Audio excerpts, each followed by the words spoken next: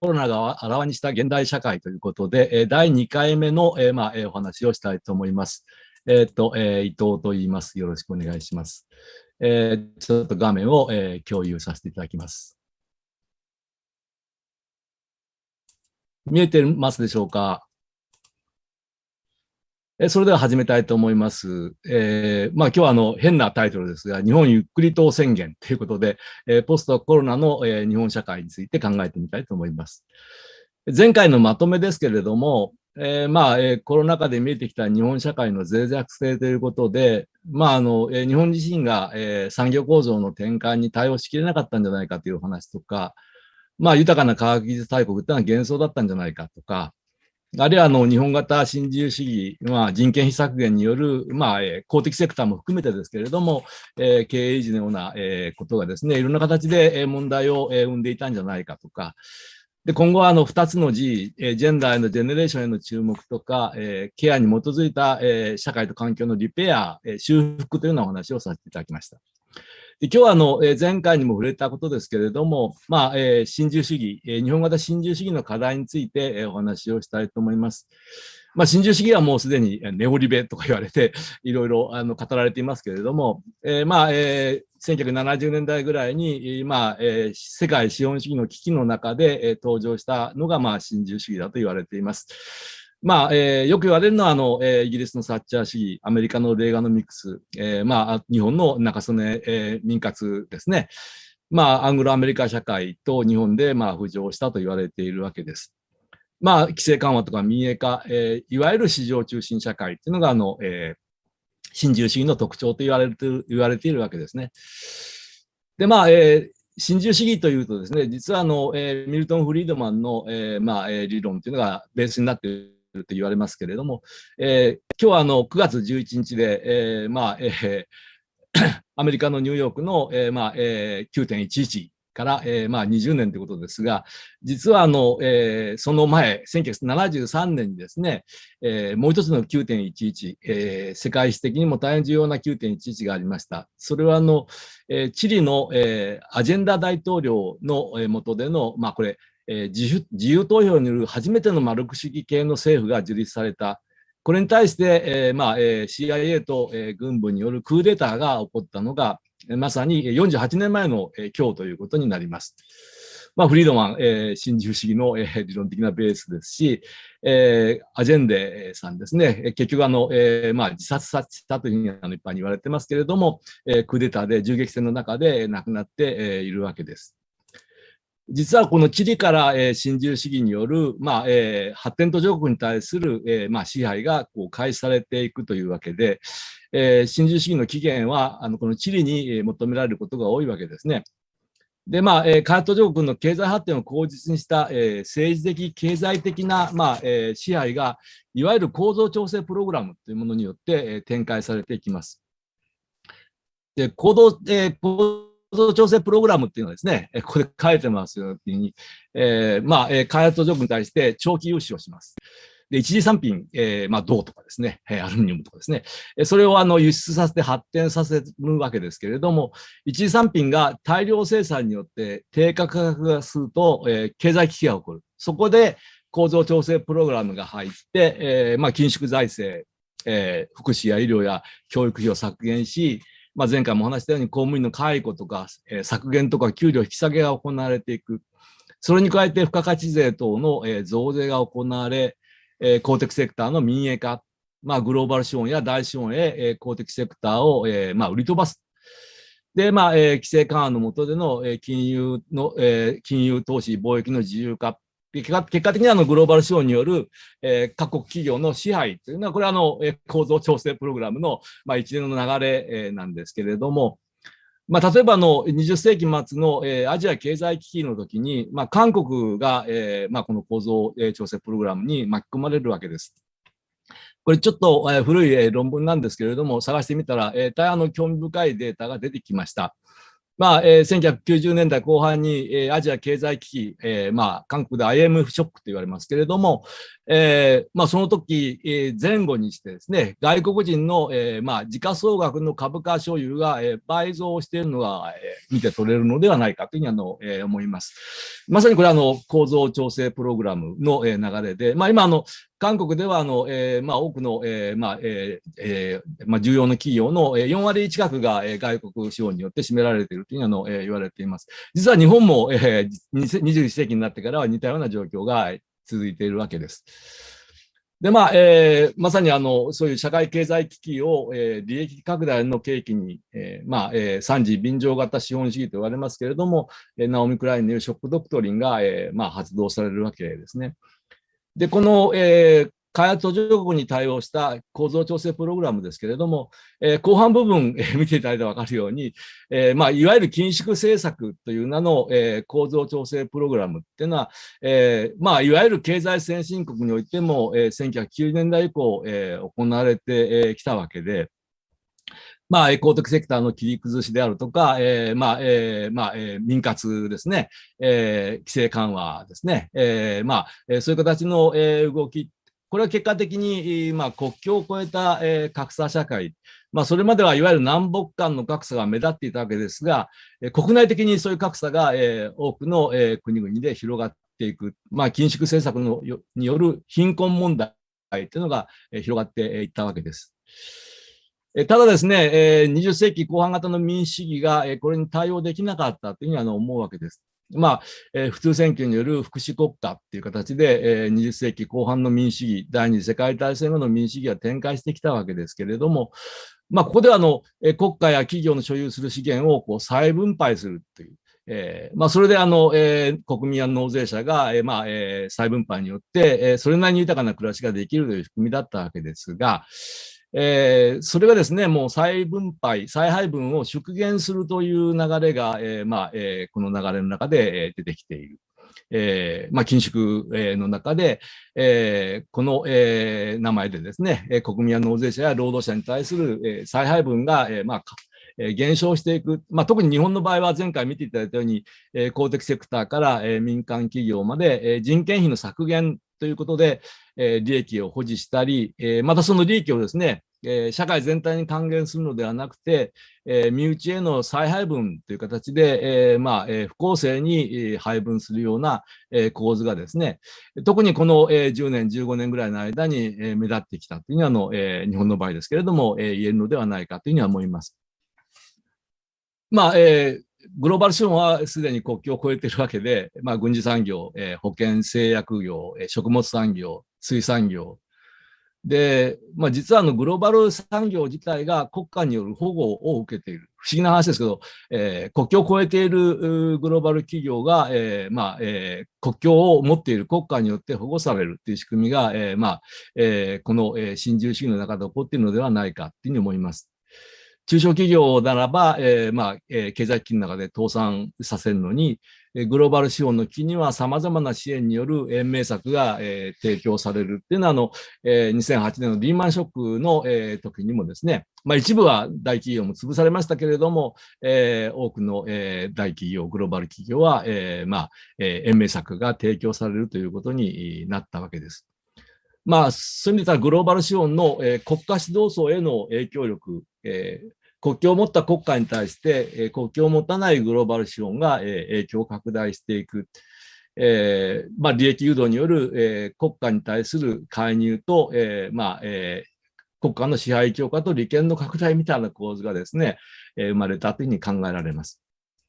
僕はこれ国家グローバル企業複合体と呼んでるんですけれども、国家とグローバル資本が、癒着していく、で国家の再配分、再分配が、納税者の福祉ではなくて、グローバル企業は身内の保護にというのは先ほど申し上げた通りで、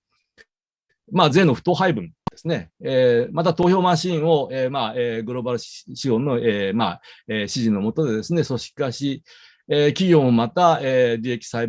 配分を、前回見ていただいたように、労働分配率を減少させながら、株主優位の再配分。これも国内株主だけではなくて、海外のグローバルな株主に再配分されるという仕組みですね。結果的に格差の拡大が、世界中で起こってきているわけです。資本主義がある種変わった。もちろん前回見ていただいたように、いわゆる産業資本主義、これもグローバル化の中で展開が拡大しているわけですけれども、他方で、1970年代以降、急激に、頭を持ち上げてきたのが、いわゆる金融資本主義。ここでバーチャルな資本の増殖。1秒の間に本当にすごい膨大なお金が動くような、金融資本主義の、実質経済を伴わない、経済が、動いている状況です。これにおそらくデジタル資本主義みたいなものが、両者をつなぐものとして登場しつつあるということですね。で、これらが独立しながら連携して、ある種の弱肉強食の経済が、世界中を覆っている。カール・ポランニーが土地と労働と貨幣っていうのは商品化してはいけないもんだっていうふうに言ったわけですけれども、土地をちょっと広げて自然まで広げて考えたときに、自然と人間の労働と貨幣が、商品化される時代、これが現代の、世界中を覆っている新自由主義の流れ、これが多くの問題を引き起こしているのではないかと考えられます。こういう流れの中で民主主義の機能不全といいますか、それに対するさまざまなポピュリズムが世界中で動き始めているのはご存知の通りです。基本的に格差拡大や一部特権層の利益優遇の流れの中に、ポピュリズムのベースになっているのは反エリート、一部の特権層、特権エリートに対する反発がベースになるわけです。もちろん左右のポピュリズムがある。左右と言いますけれども、右のポピュリズムは反エリート主義に対して、移民・難民に対する排外主義的な動きが広がります。ポピュリスト左派は反エリート主義はあるわけですけれども、再配分と、人権というような観点が、一方で掲げられているっていう形で、世界中が今このポピュリズムの政治に、席巻されていると言ってもいいのではないかと思っています。新型コロナが顕在させたのは、まさにそうした1970年代ぐらいから始まった資本主義の行き詰まり、新自由主義の拡大、格差の広がりというものですね。他方で20世紀後半に、それなりに福祉国家という形で、社会を安定させていた経済先進国における民主主義が行き詰まっている。そうした中で、今回の新型コロナ問題が私たちの前にあるということですね。何度も言いますけども、新型コロナの感染症が拡大する中で、顕在化させたのは、新自由主義路線のもたらした格好付きの成果ということですね。医療や福祉の切り捨て路線の結果でもあるわけで、イギリスやイタリアや、日本も含めてですけれども、社会生活の混乱が生じている、ロックダウン政治の中での経済の麻痺っていうようなことが、日本はロックダウンというところまで行ってないかもしれませんけれども、似たような構図の中でさまざまな危機が今起こっている中でも、経済的な危機はかなり大きいのではないかと思っています。おそらく今後、自営業や中小企業の廃業や倒産、もうすでに広がっています。交通、旅行、観光、飲食業の危機っていうのはもう目の前にあるわけです。また、特に女性を中心とした非正規労働者の失職、これが女性の自殺の急増を生んでいるとも言われています。しかもですね、コロナ対策費のための穴埋めのための増税がこれから予想される。すでに財政赤字 GDP200% 以上、1200兆円ですか、大変な財政赤字を背負っている日本ですけれども、前回 MMT のお話がありましたが、どんどんお金を出してですね、日本の場合は緊縮政策とは言い難いような政策をアベノミクスで取ってきたわけですけれども、それがさらに広がるわけですから、財務省などは当然これから急激な増税に方向転換をしていくだろうと思います。アベノミクスの、行き詰まりっていうのはもう、これから、先化していくだろうと思いますし、下手をくと国債の暴落、あるいは外国人が持っている株を、引き下げたらですね、日本の、経済がクラッシュする可能性も、あるわけで、なかなかこう、今後の社会的不安定状況っていうのは、日本の場合もですね、大変厳しいのではないかということが、予想されて、いるわけです。そういう中でですね、やはり新自由主義、もっと言うと近代資本制そのものの、暴走をどうやってこう止めるかっていうことが、今後の課題になっていくだろうと思います。資本の暴走をどうやって制御するか。新自由主義の、いわゆる市場中心主義と言いながら、実はグローバル資本を、支持するような形で動いている、国家の政策、そういう仕組みの中で、資本が暴走している。これをどうやって止めるか。一方で、脆弱化したデモクラシーをどうやって再生させるかということが、おそらく世界中で今問われているのだろうというふうに思います。資本性、そもそも資本性とは何かといえば、基本的には非人間的な資本の自己増殖運動ではないかと、私は考えています。人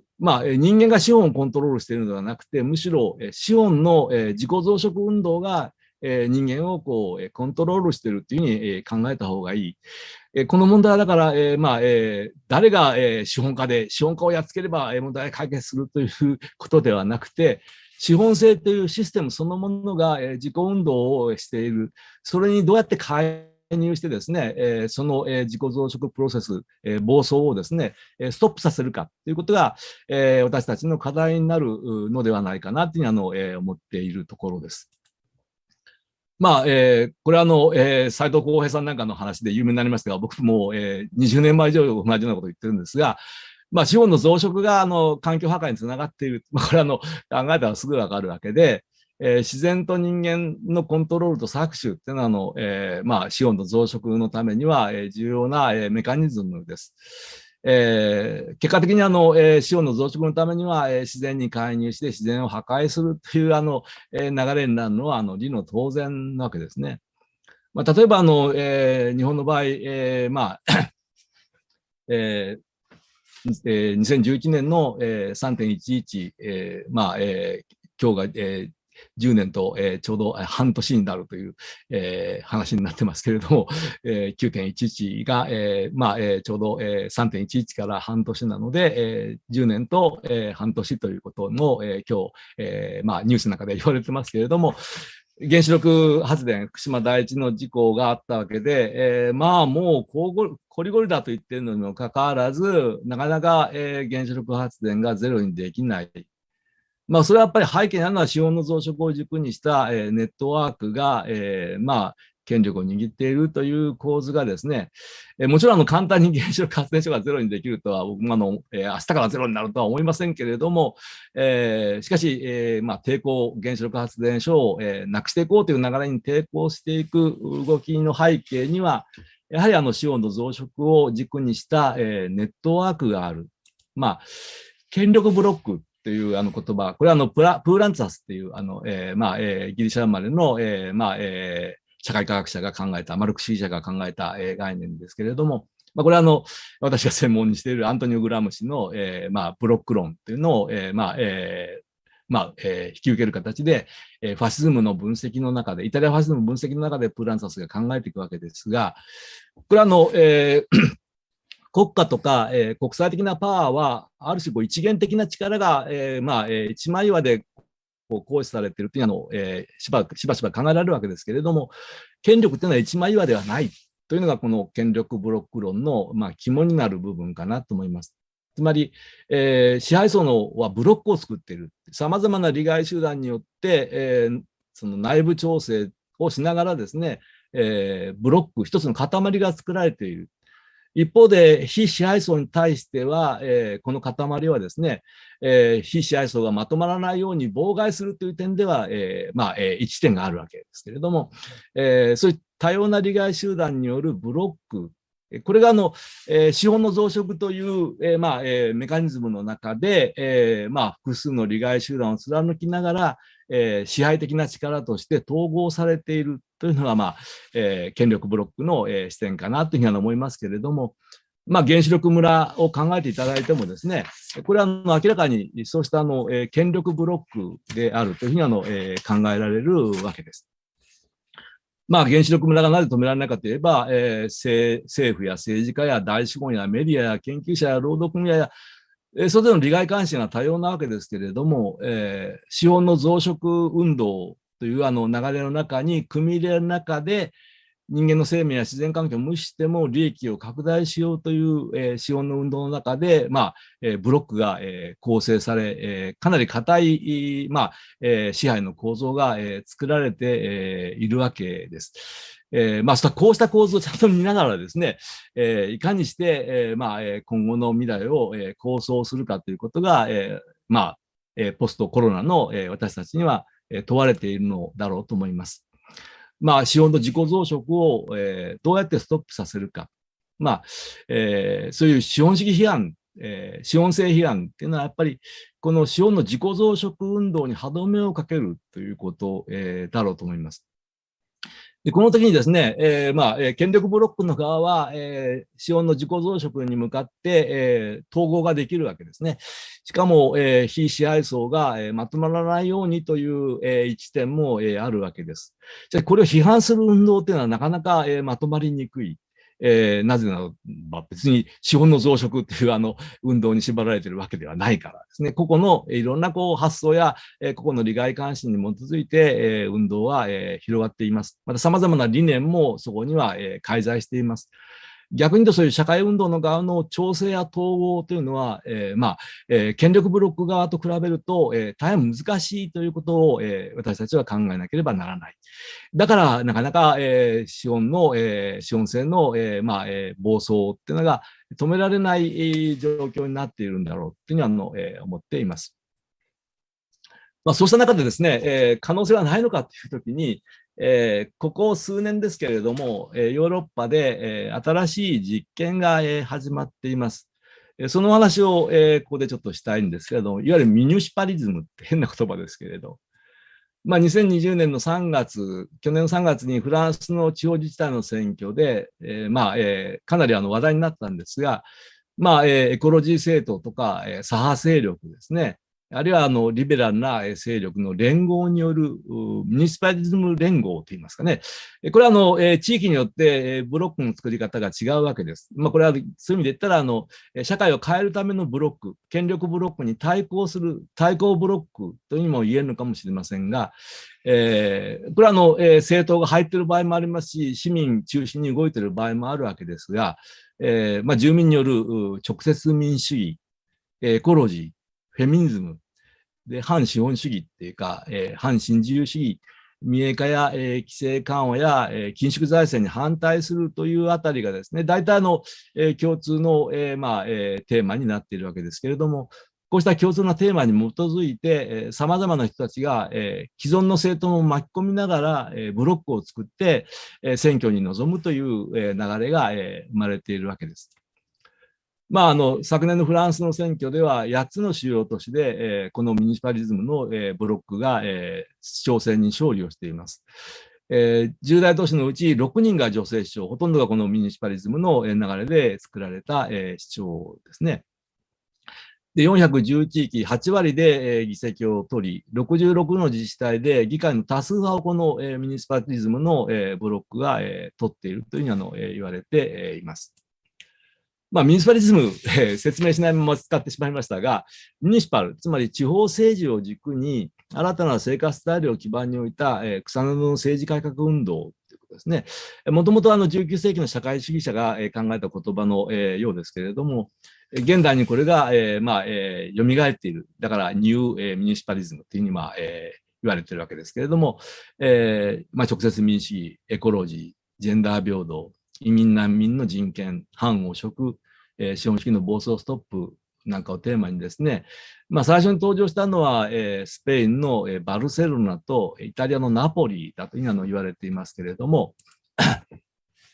バルセロナの、いわゆる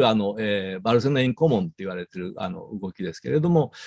民営化で奪われたコモン、社会的共通財、社会的富の管理権を取り戻そうという形で、2015年に生まれた。その前に2010年代に、15M、5月15日の運動、行かれる若者たちの、運動ですけれども、失業や、住宅ローンなどで苦しむ、若者たちが、草根での、反自由主義、反緊縮運動を、展開して、これがさまざまな形で、国政選挙にも影響を与える中で、広がっていくわけです。集会から討論へ、いわゆる広場の政治が、ここで、展開されていったわけです。そういう動きの中で生まれたのがポデモスですね、We Can というですね。これは反緊縮の運動を、展開し、2019年から、社会労働党と、連立政権を組んだりも、してきました。自発的な草の根運動である、15M、15M 運動から、各地の、シルクロ、サークルですね。で、ポデモスは国政政党になっているわけですけれども、それと緩い連携をしながら、地方選挙で6つの自治州で、左派政権成立の基盤に、なっていくわけ。これは特に、バルセロナインコモンが、著名な、動きというふうに言われているわけですね。バルセロナインコモンが、まさにコモンと言っているようにですね、オーバーツーリズムによる住宅不足、家賃値上げや水道や電気の、民営化による値上げですね、普通の人々が普通に暮らせない状況を転換しようということで、先ほど言った、政治ブロック、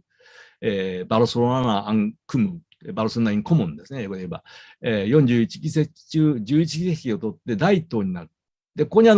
専門家集団である、国境なく技術者団っていうのが、この辺もなかなか教訓的かなと思うんですけれども、専門的な、知識を持った人たちが、一緒にこのブロックに協力しながら、いろんな情報を提供する形で、展開を、してきているわけですね。私はイタリアがフィールドなんですけれども、ナポリでもほぼ同時期に、DEM、デモクラティエ・アウトノミア、民主主義と自立、あるいは自治の運動が、誕生しています。ここでもリベラル政党や左翼政党や環境政党、市民のグループのブロックで市長選に勝利をして、地方自治政府という形で運営に携わるようになってくるわけで、ナポリの場合、もうかなり前なんですけど、ナポリ大地震っていうのがあって、その後大きな混乱が生じ、債務問題なんかが広がってるわけですけれども、これ闇の組織なんかいろいろ、カモルラっていう、ナポリのマフィアのことをカモルラって言いますけれども、カモルラの動きがあったりしてですね、いろんなところで中抜きが行われたりもしているわけで、債務内容の調査を要求して、公正な、公正な、行政を進めるという流れが作られていったわけです。ミニシパリズムの特徴は、人間の共生、人間と自然の共生、グリーンといいますか、エコロジーグループが大体入っています。また代表制民主主義を超えた住民の直接の声を、地方自治へ反映させるっていうのが一つの方向性ですね。またこれ政党所属の方のメンバーもいるわけですが、基本的に個人参加という形になっているのが多いというふうに聞いています。と同時に今日お話している新自由主義との戦いっていうのがこのミニシパリズムの大きな特徴ですね。民営化に対してもう一度公営なものが必要なものは公営化に引き戻すような動きというのがこのミニシパリズムの動きの中で展開されています。中でも水をめぐる、つまり水道の民営化に対してもう一度これを公営化させていく流れというのはこのヨーロッパの運動の中では大変大きなテーマになっているところですね。また中央管理から地方自治への転換ということも、この運動の一つの特徴というふうに言われています。と同時にですね、国際的な連帯連携ということを、かなり積極的にやっているこれは少なくともヨーロッパ規模ではさまざまな形のネットワークがすでにできていますし、ラテンアメリカにおいてもネットワークの連携ができているというのを聞いています。そうした地域に出だして、自分たちの生活の場から、公正や、公平を、達成するための動きを進めながら、同時にインターネット等々を活用しながら、国際連携を展開しているというのも、この、運動の、特徴と言えるのではないかと思います。で、このミニシパリズムの、スローガンの一つなんですが、フェアレスシティ。これはバルセロナから世界に広がる動きの中で語られていることでもあるんですけれども、フェアレス、つまり、恐れなき、都市ということですね。これ3つの脅威から、3つの恐れから、自由になろう。抑圧的な EU、大体 EU に反対してるんですけど、このグループは。国家、多国籍企業、メディアを恐れない。難民の人権を守ることを恐れない。で地域経済や地域の民主的発展に対するいろんな攻撃に対してこれを恐れない。それは3つの、脅威から、自由になろうということで、この、フィアレスシティっていう、スローガンで、今の、ミニスパリズムの運動が、国際的に広がりつつあるわけですね。こうした運動の背景にあるのはやっぱり、ヨーロッパにおける社会民主主義政党や、共産党の時代が、終わりを告げ始めているということですね。他方で旧来の保守派も混乱をしている。さまざまな新しい左派の、試みが、生まれている。先ほど、申し上げたスペインのポデモスであったり、アメリカ合衆国のサンダースの民主社会主義であったり、ドイツちょっと今回緑の党が、調子が良かったんですが、どうもちょっと、世論調査では、下がり気味だと言われてますが、環境政党の躍進、あるいは社会的連帯経済っていう形の、資本主義の、論理に乗らない形で、人々の、連帯を目指しながら、経済を回していくような動きっていうようなものが、広がりつつある中で、このミニシパリズムが、登場しつつあるというふうに言えると思います。そうした中で、じゃあ日本の社会をどうするか。ミニシパリズムの、教訓といいますか、人権や環境を軸にした社会の再生、新自由主義の民営化や規制緩和、暴走する資本主義にストップをかけるということ、地方自治と国際連帯ですね。で行き詰まりつつある近代の代議制民主主義、近代的政党主導の仕組みに代わる新しいデモクラシーの形をどうするか。この辺のことはミニシパリズムの運動が私たちに今突きつけている課題だろうというふうに思います。それはそのままポストコロナの時代に日本の社会をどういう方向に導いていくかということと深く関わっていくテーマじゃないかなというふうに思っています。ここでいくつかの論点を整理しておこうと思います。ケアの倫理、ケアの思想の構築、これは前回ちょっとお話ししました。コモンズの視点、これも先ほどから触れているところです。自立とデモクラシー、コミュニケーションと調整能力、これも今後大きな課題になる問題だと思っています。と同時に国家や行政機関と、こうした運動がどういう関係を持つかということも考えなければいけない。さらに資本主義や新自由主義批判の視点をどうやって確立していくかということも問われていくだろうと思います。ケアの倫理、ケアの思想については前回、お話をしたので、軽く、流すようにしたいと思いますが、前回も申し上げたようにケアの倫理やケアの思想、特に、人間同士のケアと同時に自然に対するケアですね。特に社会的に不利な条件に置かれた人々に対する支援、視野や視野を超えた人間関係の構築、さらに自然の修復と、人間と自然の関係の、回復っていうようなことも、ケアの、思想の中から、あるいはケアの倫理の中から、求められるところだろうと思います。これは生命の再生産重視ということがケアの倫理やケアの思想から導かれるのではないか。持続的な生命や自然の再生産。これはマリア・ミースという有名なドイツのフェミニストたちが、言っていた、サブシスタンス。つまり生命維持や生存のための活動、生活そのものを基盤とした、そういったサブシスタンスをベースにした社会の構築ということがですね、このケアの倫理やケアの思想で目指される方向かなというふうに思っています。また、最近はこの有名になってますが、コモンズの視点ですね。これ日本ではすでに宇沢博文さんなんかが社会的共通資本という形で、問題提起をしているわけで、世界中が今コモンっていうので、話題になってますが、現代思想ではコモンっていうのが大きなテーマになってますけれども、市場原理主義では賄ってはならないものを大切にしよう、自然環境、道路とか交通機関とか、水道、電力、ガスなどの社会的インフラ、教育、医療、司法、金融機関などのそういう制度資本、これは宇沢さん、たちが主張したことですけれども、日本ではそういう、思想がもうすでにあったわけで、それは国際的なコモンズの視点とですね、結びつきながら、私たちは発展させていくことも必要なのではないか。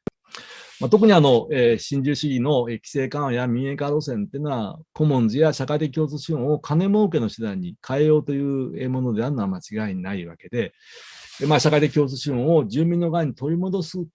可能な限り社会的共通資本を、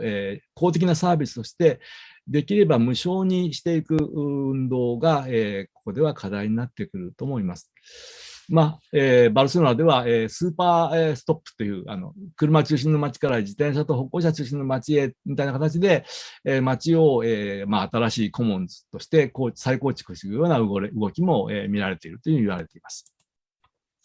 また自立ですけれども、代表性を超えた直接民主制の工夫、これフランスではくじ引きで選ばれた市民が、協議をしながら何度も協議をして、政策提言を、まとめるっていうような、流れもあるようです。で、中央集権型の組織運営から脱却し、個人の自由と社会連帯をうまく結びつけるような、工夫。で個人の声を抑圧しない会議方式を確立するというようなことも、このミニシパリズムの運動の中でも語られているところです。まさに資本や国家、行政機関から一定自立した領域や空間を拡大していく。先ほども触れました社会連帯経済の可能性みたいなもの、日本でパッと思いつくのは、例えば子ども食堂などはまさに社会連帯経済と言えると思いますけれども、そうした金儲けのために動いているところとは一定距離を置いた領域や空間を自分たちで運営しながら生活を維持していくようなそうした仕組みが求められているということだろうと思います。と同時にですね、やはり調整の話がなかなか、権力が権力ブロックで資本の増殖でまとまれるけれども、それを批判する派はまとめられない、という話をしましたけれども、まとめるためにはどうしたらいいかというときに、やはりコミュニケーションの力と、それを調整する力、中央集権型ではない平場のコミュニケーションをどう拡大していくか。でここの意思を調整しながら、一つの、運動として塊を作っていけるかどうか。ミニシパリズムは政党や政治グループに所属する人も、原則個人参加方式で動いているというふうに聞いています。と同時にインターネットを含めた、コミュニケーション技術を、運動に活用していくということも、調整能力やコミュニケーションに関わること、だろうと思います。情報の収集と、的確な、つまり、フェイクでない、正確な情報発信と情報の共有っていうようなこともですね、こうした、新しい動きには、問われているのではないかと思います。で、5番目に、これはなかなか難しいことですけれども、やはり大きな、政治はやはり国家、あるいは政党が動かしているわけですね。地方の、市民のブロックが、そうした国家と政党とどう関係を作るか。もちろん国家の、税の徴収や配分に対する監視っていうようなことが大変重要になります。特に、公正な税制、透明な税の徴収と、透明度の高い、特に社会的に不利な条件のもとにある人重視の再配分への要求。そのためにも予算や決算のチェックっていうものが、必要だろうと思います。これを自前でやっていくっていうようなことも含めて、下からのデモクラシーを作っていくってことが、問われる。その場合、国政政党との緩いけれども対等な関係をどうやって構築しているか、投票と相互の意見交換の仕組みをどう作っていくかというようなこともですね、そういう地方の地域の運動が、国政と、関係を持つときには、問われていく課題なんだろうなというのは思っています。最後に資本主義の暴走を止める、ということがやはりこの、運動のあるいは動きのですね、要の部分だと思います。利益中心、生産性効率中心の、資本の暴走をチェックする。環境に負荷をかける企業活動の監視と抑制、過剰な競争社会を変えて人間らしい労働、人間らしいと言っても何が人間らしいのかなかなか難しいですけれども、少なくとも人間の再生産や人間性確保ができるような労働を保障していくような労働っていうようなものを考えていく必要がありますし、非正規を含む労働組合の交渉力を拡充していくっていうようなことも資本主義の暴走を止めるためには、必要な、課題なのではないかというふうに思っています。そうした中で、デモクラシーの再生、これはちょっと前に亡くなったグレーバーが民主主義の非西洋的起源についてで挙げていることなんですが、民主主義は別に西洋で生まれたものではなくて、人間の集団が存在するところでは自然発生的に生まれているものなんですね。それを取り戻そうということ。垂直構造ではなくて水平構造。発議は相対的に小規模で、指揮系統を通しての上位下脱を良しとしない。常任の特定個人の指導構造を拒絶する。伝統的な参加方式の下では終焉化されるか、差が抜けますね。排除されるの人々の声が届く保障を、そういうデモクラシーの基盤としてグレーバーを挙げてますけれども、こうした視点も、私たちは必要なのではないかなというのを思っています。で最後にですね、ヨーロッパの真似をするのかっていうことも含めてですけれども、日本でこうした動きをどう作っていくか。特に新型コロナで顕在化したさまざまな課題を前に、私たちはどうしたらいいのかということですけれども、生産性、効率、利益を軸にした、競争とコントロール重視の社会からやはり脱出したいなというふうに思っています。そのためにも現在ある物理的、物質的資源から文化や科学技術まで多様な資源を、公正かつ人間的に活用しながら、もっとゆっくり多様性を持った、もっとゆったりした社会モデルをですね、構築していくこと、簡単にはできないのは分かってますけれども、特に高齢社会が、これからますます進化する日本から、こうしたゆっくりゆったり、多様性のモデルっていうようなものを、提案していくことも、必要なのではないかなというのを、思っています。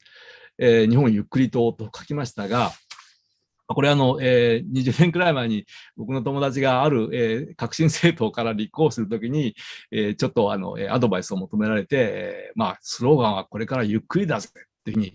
言ったときに考え始めたアイデアなんですけれども、日本ゆっくり党宣言みたいなものを、作っていってもいいんじゃないか。一応大まかなアウトラインが作っているので、最後にこれを、紹介して終わりたいと思います。もっとゆっくり、もっと多様にということで、これは今のところ僕は思いついたものだけなので、聞いておられる皆さん、追加修正していただいて結構ですし、国会議員とか地方議員候補で、使えるものは、使っていただいて結構というふうに思っているのが、この、日本ゆっくり党宣言です。で、もっとゆっくり、高齢社会に合わせたスローライフ、有機農業を基礎にした、スローフード、エネルギーの過剰使用を抑えながら自然エネルギーを軸にした地域エネルギーの転換、原発もリニアモーターカーもいりませんという、でもっと多様にということで、市町村の権限を強化し、ボトムアップ型の多彩な地域社会を確立していこう。ジェンダー平等の実現と多様性に開かれた社会構築。性的指向や性自認性同一の多様性を認められる社会へ。多様な家族のあり方、同性カップルなんかも含めながら、認め合いながら子ども手当をはじめとした家族政策を拡充していく。多文化共生社会の基盤づくり。外国人の人権保障のための、制度設計みたいなものも必要になるだろうと思います。でもっとゆったりで、基本的な福祉施策を維持しながら、すべての人に行き渡るベーシックインカムみたいなものを実験してもいいかもしれない。これはいろんな声があると思います。エッセンシャルワーカーの、公務員化の拡大ということも、今回のコロナの中で顕在化した課題だろうと思います。また、ワークファミリーバランス、ワークライフバランスですね。あるいは文化芸術へのサポート、バット、ノーコントロール、財政的な支援はするけれども、口を出さないというのが、文化や芸術の、支援政策の、基盤になるべきなんですが、日本の場合は、支援をすると口を出すという、のが大きな問題で、そうした、文化芸術政策を、もうちょっと、当たり前のものにしていこう。安価な、公的長期休養施設の、拡充、本当にゆったりするためには、こうした、施設が必要になってきます。で、もっとじっくりということで、歴史認識をきちんと、把握して、アジアの人々との、友好な関係を作っていくっていうようなこと、子どもの権利を見据えた子どもたちの、バランスの取れた、教育、選択と集中の、これまでの、科学技術政策、大変偏った、科学技術政策になっています。これ、裾野の、拡大に向けた、科学や学術研究支援に転換していく必要があると思います。また、嘘のですね、幼児教育無償化や高等教育無償化じゃなくて、本当の無償化を、幼児から大学院までの、教育の無償化として、展開してほしい。人権や環境保護の視点をしっかり持った市民教育っていうようなものも、必要だろうと思います。この辺はもっとじっくり。で、もっとしっかりやるべきは、法人税強化や高額所得者、不労所得や、国際金融取引に対する税の、徴収強化みたいな、貧しい人から取るのではなくて、持てるところから取れる、仕組みを作っていかなきゃいけないと思いますし、性暴力や DV に対する、対応の強化や、性的同意の問題などもしっかり、考えなきゃいけない。箱物作りから生活インフラの整備へ、特に、1970年前後に作られた建物や、橋や道路が今、大変不安定な状態になっています。それをむしろ補修するような、お金の使い方も必要だろうと思います。また防災の徹底と被災後の、とんでもない日本の段ボールでしか、避難所が運営されないようなところをもうちょっと人間化していこう。自衛隊を、災害対応の強い国土防衛隊と、国際救助隊に再編成する。これはいろいろ意見があるかもしれません。個人情報の徹底保護と権力の集中を許さない分散調整型で人間の生活を基盤に置いたデジタル化を推薦していくということも、しっかりやるべきことなのかなっていうのを、思います。まだまだいろいろあると思いますけれども、とりあえず僕が今思いついているのはこんなことです。そんな形で、今日のお話は終わりたいと思いますので、質問のある方はどうぞ、よろしくお願いします。共有を停止します。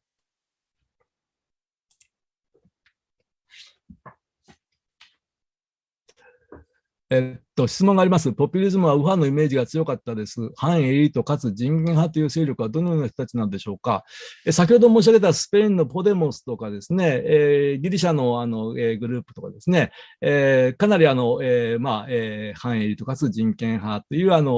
左派ポピュリズムっていうのは世界中で、あると思います。アメリカ合衆国のサンダースさんなんかもどっちかというと、左派的なポピュリズムに、近い部分かなというふうに思います。日本で言うと、令和新選組なんかがもしかしたら、左派ポピュリズム、なのかもしれないなというふうに思いますけれども、結構世界を見渡すとですね、左派の、ポピュリズムっていうのは存在、しています。ただそういう左派のポピュリズムが既存の政党とかですね、既存のリベラル政党とかうまく関係が作れているかどうかといえば、なかなかうまくいかないところもあるので、先ほど申し上げたように、国や国政とそういう草の運動がどういう、調整をして、コミュニケーションをとって、一緒に、動いていけるかということが大きな、課題になるのかなというふうに思います。前回30年前から、提言したのに政治に消えてもらったとおっしゃっていましたが、なぜだと思われますか？専門家の意見を聞く必要が日本にはできないでしょうか？それとも政治の中心にいる人々の気質の問題でしょうかっていう、質問が、来ています。これは日本の場合はそういう当たり前の声がなかなか通らないということとですね、前回ちょっと触れたかもしれませんが、1970年代、80年代型の、日本のモデル、これはものづくりを中心として、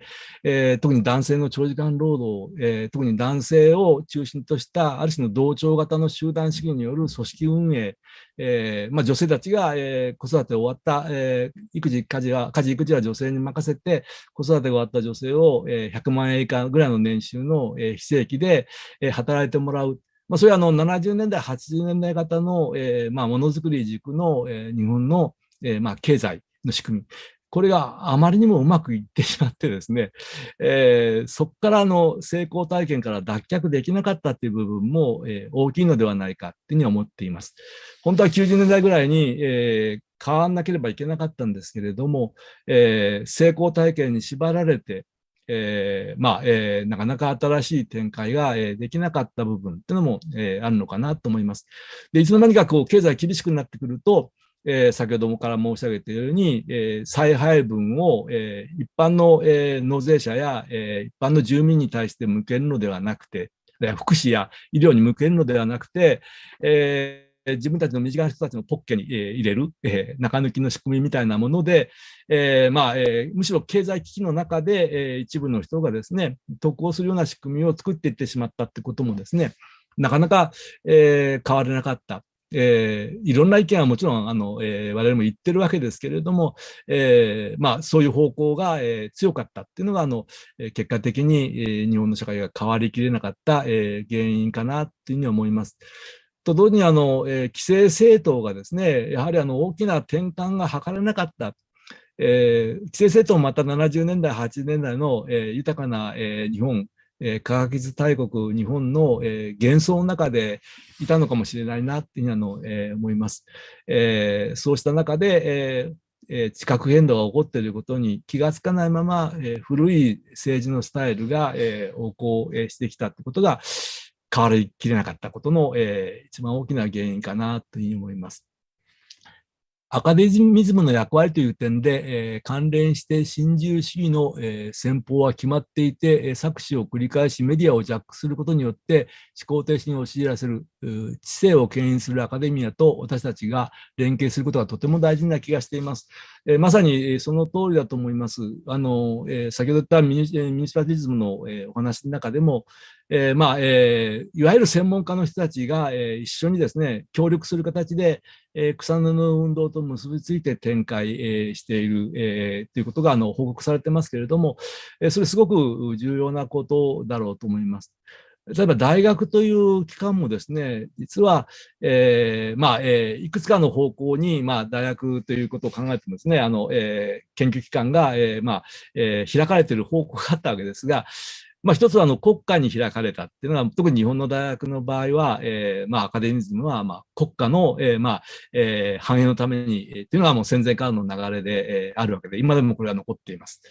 で、いわゆる産学共同の路線の中で、企業に開かれた大学という流れが、今強まって、いるわけです。と同時に、市民社会に開かれた大学ということもですね、大学という場所はいろんな機能を持ってますし、いろんなその人材がいます。その人材を、先ほどのミニパリズムじゃありませんけれども、いろんなその市民の側の、これを調べてほしいとか、この化学物質は一体何なのかとかですね、この環境をちょっとチェックしてほしいとかですね、そういう声に、大学が開いていく、自分たちを開いていく、研究者がそういう、市民社会の声に自分たちを開いていくということもですね、このアカデミズムの役割という点では、特にこの新自由主義の流れに抗する流れの中では必要かなと思います。残念ながら国家との関係をきれいっていうのはなかなか難しいし、今の流れで産学共同の路線を全面廃止するっていうのは多分大学にはできないと思います。ただですね、この市民社会に開かれた大学、あるいは市民社会に開かれた科学研究っていうのはまだまだ不十分ですので、それはやっぱり、これからもっともっと、広げていったらいいんじゃないか。まさに今回のこの、我々がやっているものもですね、そうしたアカデミズムと、一般の市民社会をこうつなげていくという、流れの中の、一つのこう、企て、なのではないかなというふうに思って、私もこれに協力をしているところです。で、現在の課題を超えていくには、国家と個人の間にある地方自治体の変革が突破口になりそうですね。日本でもバルセロナやナポリにつながる動きの目はあるのでしょうか。実はですね、京都では、京都ミニシパリズム研究会っていうのができてですね、こ